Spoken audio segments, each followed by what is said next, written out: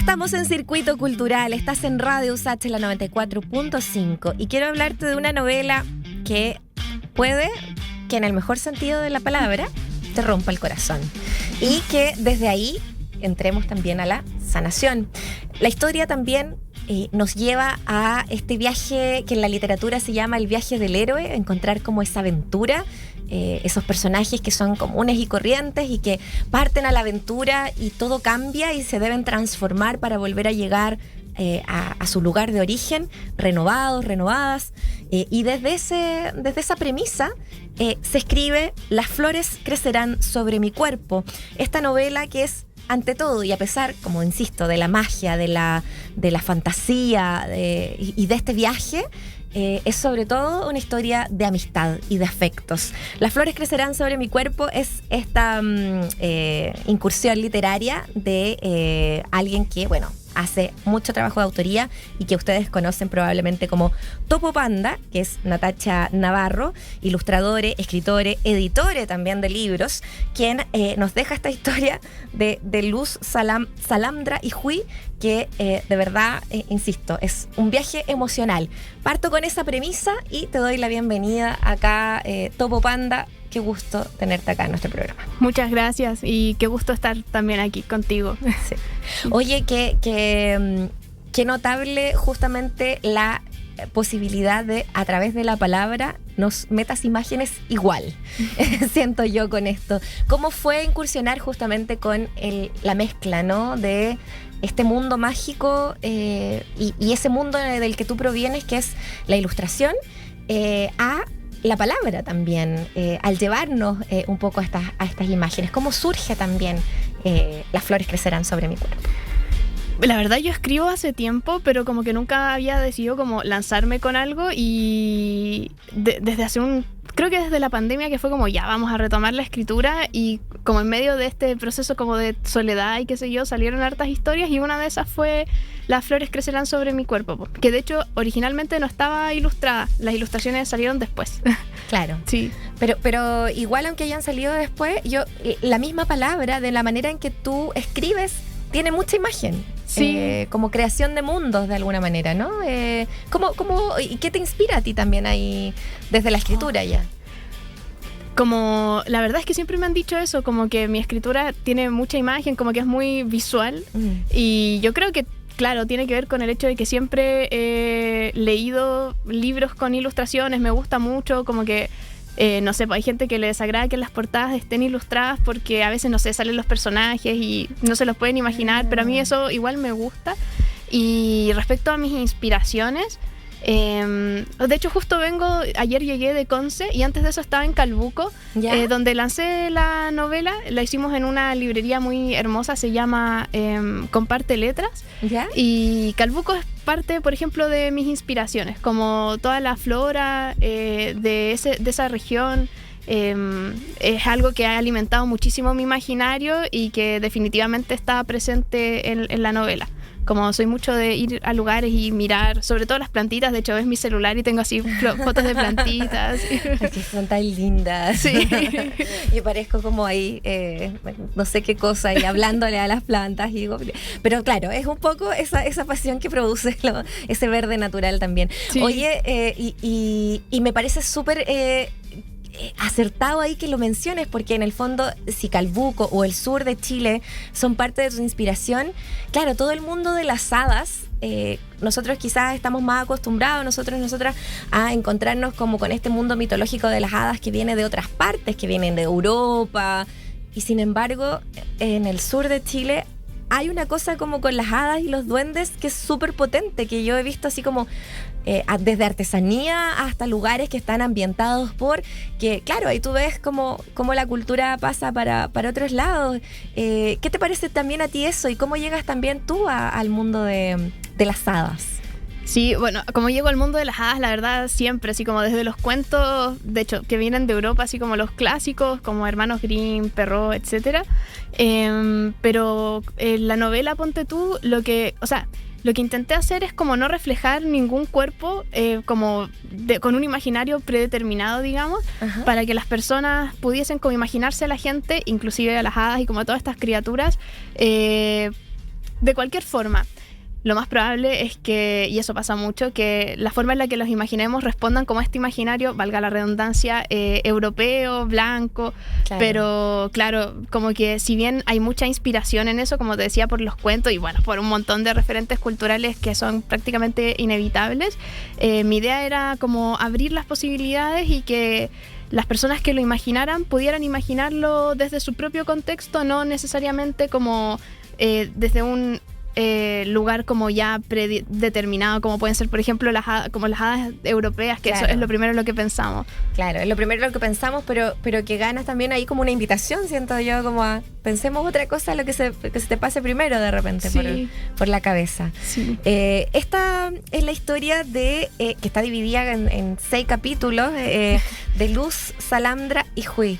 Luz, que está postrada, que está, como entendemos, con mucho dolor físico, y parte con la historia de estas 3 personitas siendo chiquitas, siendo en la niñez básicamente, pidiendo un deseo, y es que justamente ese dolor físico que no le permite caminar a Luz, que no le permite andar, que no le permite la aventura, se sane, se mejore. De ahí en adelante viene una historia sobre la resiliencia de alguna manera también. ¿Qué te pasó con estos personajes? ¿Cómo fuiste construyendo esta historia? Esta persona que se va quedando postrada, que el cuerpo la traiciona, que su familia sufre con ella, que se va quedando atrás de la aventura, Topo Panda. Sí, bueno, yo estoy escribiendo actualmente otra novela que ojalá vea la luz algún día, pero esa está así. La verá.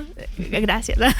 Esa está muy basada en el viaje del héroe. De hecho, fue como ya quiero hacer algo así muy arquetípico y como que empecé a estudiarlo, no tan a profundidad, sino te diría como que me especialicé en eso, pero sí lo investigué bastante y a partir de esa investigación surgieron preguntas como ¿qué pasa con las personas que no pueden seguir ese viaje? Durante la pandemia, como te contaba, comencé la escritura de la novela y fue también en ese tiempo que me diagnosticaron fibromialgia y en la pandemia tuve una crisis de dolor muy grande que duró mucho tiempo y fue muy insoportable en verdad, y a partir de eso y de la investigación nacían estas preguntas como, no sé, pues y también mirando a mi propia familia, como ¿qué pasa con la gente que no puede seguirlo, ya sea simbólica o incluso físicamente? Como existe un viaje posible, como este gran arquetipo que incluso se llega a usar, no sé, pues la psicología, por ejemplo, claro. También como las personas que toman más la corriente como junguiana. Entonces, como, ¿qué pasa con eso? Hay historias detrás y por supuesto que las hay, pues, y a raíz de eso y de esas reflexiones nació Luz. Y la novela es un intento por, no sé si por responder esas preguntas, pero sí por mostrar como una posible respuesta. Claro. Claro. Bueno, ahí quizás también preguntarte, estamos conversando con Topo Panda, quien por supuesto probablemente conozcan desde la ilustración. Les invitamos a seguirle a través de @topopanda.nmsnm. Sí, muy complicado. No las pusiste difícil aquí. Es que está ocupado Topo Panda, muy pucha. Pero busquen. Miren, nosotros vamos a robar también aquí a Topo Panda para que lleguen también a su trabajo. Pero claro, desde la ilustración, en esta que es su novela Las flores crecerán sobre mi cuerpo, nos encontramos con esa idea también de cuál es el viaje posible. Qué linda pregunta también para aquellas personas que no pueden hacer ese viaje. ¿Existe una posibilidad del viaje? ¿Qué héroes o heroínas de ese viaje en la literatura te han inspirado? Además de poder encontrar esas como preguntas y respuestas algunas veces en la vida real, ¿qué has encontrado en la literatura, Topo Panda? Es una difícil pregunta porque siento que para esta novela no me inspiré tanto como en los héroes, las heroínas, los héroes, sino que más bien en la gente común, como... o sea, también una de las preguntas era como, ¿realmente se necesita ser un héroe para hacer ese viaje? Como, ¿qué es un héroe? Ninguna de aquellos personajes parte como héroe o heroína, ¿no? Claro, O sea, sí, po. Sí, como que son, claro, gente común y corriente. Claro, igual el viaje del héroe lleva como gente común y corriente a sobresalir. Claro. Y eso igual es como algo que permea mucho como las historias que solemos encontrarnos. y también nuestra forma de percibir el mundo, pues como que siempre hay que sobresalir, siempre hay que estar ahí como haciendo algo especial, y si bien se podría decir que algunos personajes de esta novela sí siguen, como es el viaje del héroe más tradicional, el enfoque no estaba puesto ahí, entonces no sabría responderlo para esto, pero quizás pienso en una novela que me gustó mucho en mi infancia, que se llama Dos princesas sin miedo, y es la historia de dos hermanas, una que es muy valiente, así como muy feroz, y otra que es muy tímida, que una vez que su hermana enferma debe salir a recorrer el mundo para ver si encuentra la cura a su enfermedad, que es de una autora, sí, es una autora que a mí me gusta mucho, que no es tan conocida, pero se llama, no sé cómo lo voy a pronunciar, pero como Gail Carson Levin, creo que es estadounidense, y claro, como que esa puede haber sido uno de los referentes, aunque igual ahí hay como un viaje del héroe más tradicional. Más tradicional, sí. Uh-huh. Claro, yo le preguntaba en general también, o sea, no solamente para escribir esta novela, porque igual justamente con referentes distintos, hay muchos viajes del héroe que son muy masculinos además. Sí. Entonces qué bonito que, y como que se entiende perfectamente con este relato que haya una como de otra índole, ¿cierto? Ahí en la inspiración. Bueno, pero para contar un poquito más acerca de este viaje, no sé cuánto más podemos avanzar justamente, sin revelar tanto. Sí.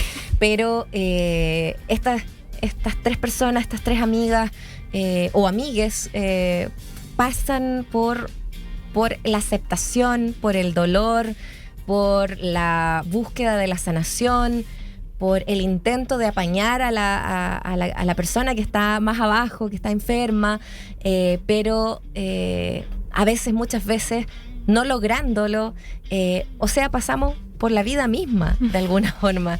Y a eso me refería también con que, de alguna manera, también tenemos que estar dispuestas a que se nos rompa un poquito el corazón con esta historia, sí. Topo Panda.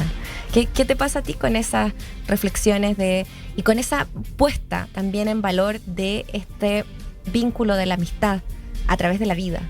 Sí, qué difícil responder eso sin spoilear, pero voy a hacer un intento. Ay, sí, te juro que he tratado de no spoilear la novela así nada, pero bueno. Sí, de hecho me pasa mucho. Decir para no? Sí, como de repente, no, era un spoiler, es que es tan cortita, entonces, sí. Pero podría intentar responder esa pregunta pensando en una cosa que me interesaba mucho reflejar también, que es como ¿qué es la enfermedad realmente? Como que en nuestra cultura se entiende generalmente como algo que debe ser combatido, erradicado, y que la salud es como la ausencia de la enfermedad, aunque si bien las definiciones así como más, no sé, pues como académicas no son necesariamente así, suele ser la forma en la que se entiende. Y en la novela yo quería reflejar que realmente la salud es algo mucho más complejo, la sanación en este caso como es algo mucho más complejo, y que requiere, desde mi perspectiva, el involucramiento de todas las personas. De hecho, esto no sé si es un spoiler, pero lo voy a decir igual. Espero que no. Ojalá. Bueno, y si alguien se spoilea, pucha, perdón. Los momentos en que la protagonista está más sola es cuando ella peor se siente, cuando, no sé, pues se encierra en sus piezas, cuando su mamá y su abuela, que son con quienes vive, también como que se aíslan, y se aíslan no solo entre ellas, sino que también del resto del pueblo. Son como los momentos de mayor sufrimiento.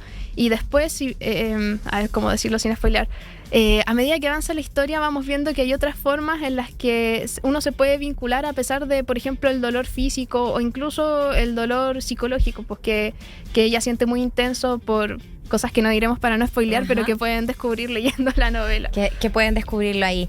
Sí, pero también es como todo, y para no spoilear tampoco, como verlo, en realidad uno se preocupa mucho del tema del spoiler hoy día, ¿no? Y en realidad también tiene que ver con cómo está escrito, y ahí yo creo que se van a maravillar también, porque es muy, muy poético también, por lo mismo, porque nos deja entrar a otro mundo, a un mundo que es muy real y muy irreal a la vez, finalmente. Entonces, cómo las relaciones humanas pueden afectarnos, pueden impactarnos en el día a día, esos sacrificios o esos dolores, también son de quienes vienen antes, de las madres, de las abuelas, y de quienes a lo mejor vienen después.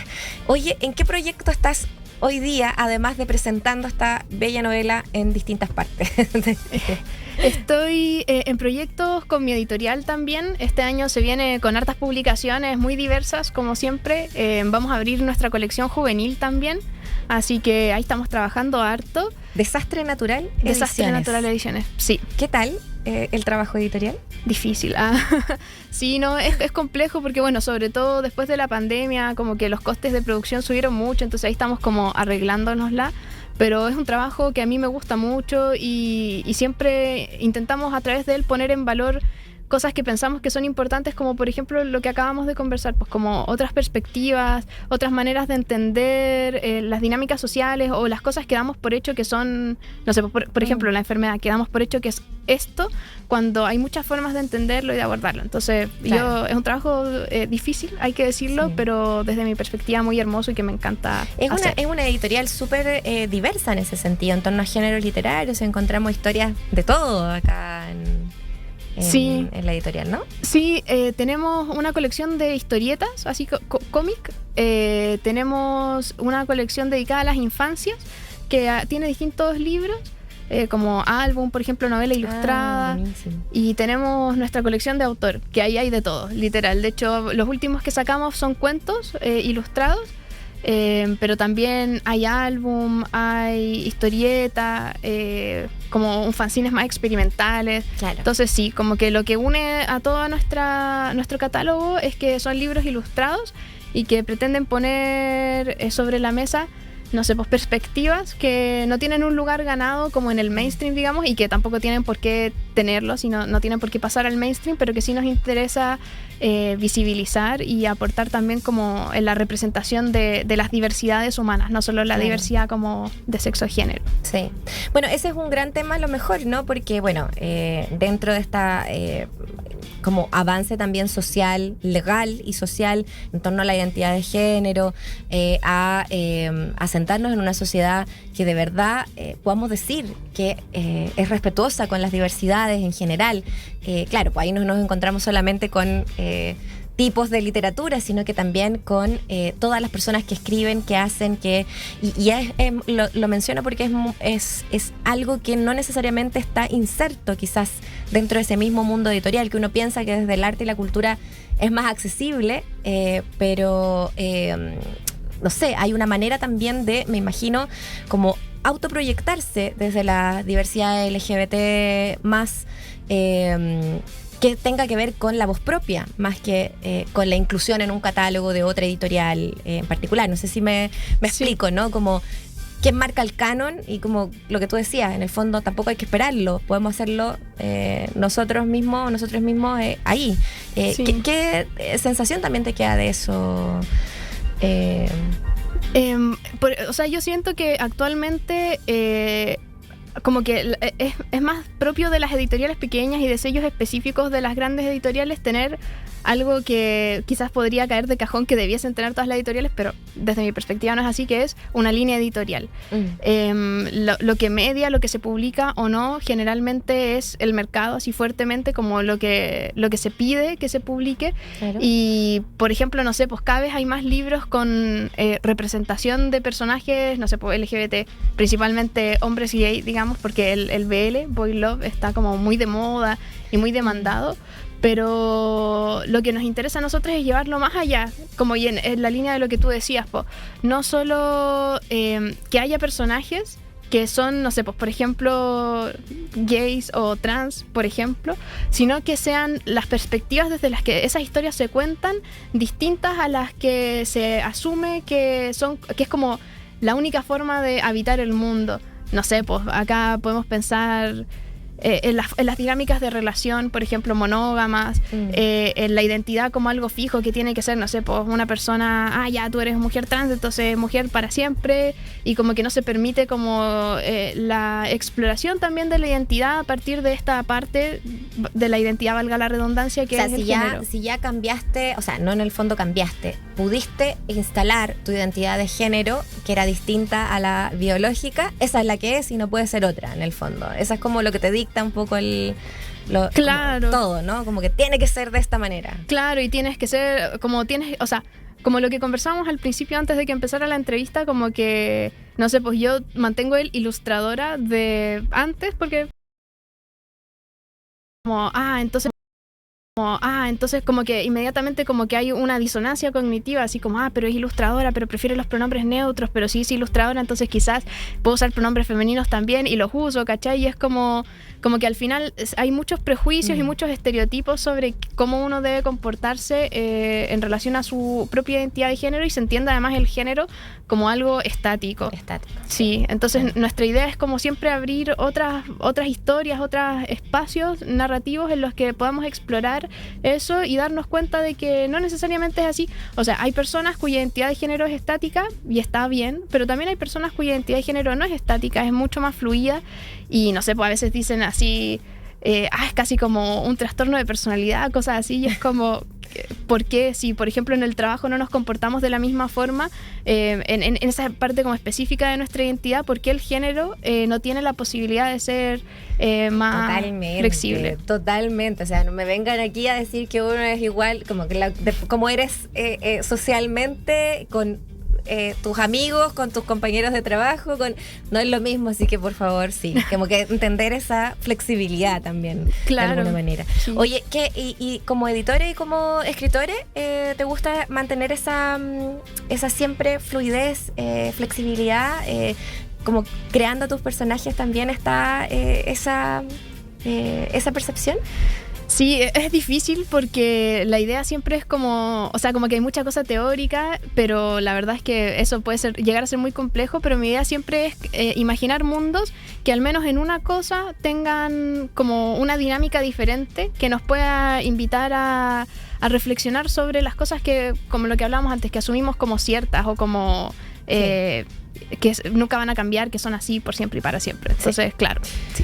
Bueno, las flores crecerán sobre mi cuerpo. Topo Panda aquí nos entrega esta linda novela que vamos a poder disfrutar gracias también a Invertido Ediciones, quien tiene esta publicación para que la busques en tu librería favorita. Muchas gracias, Natacha Topo Panda, por estar acá con nosotros y nosotros. Gracias a ti.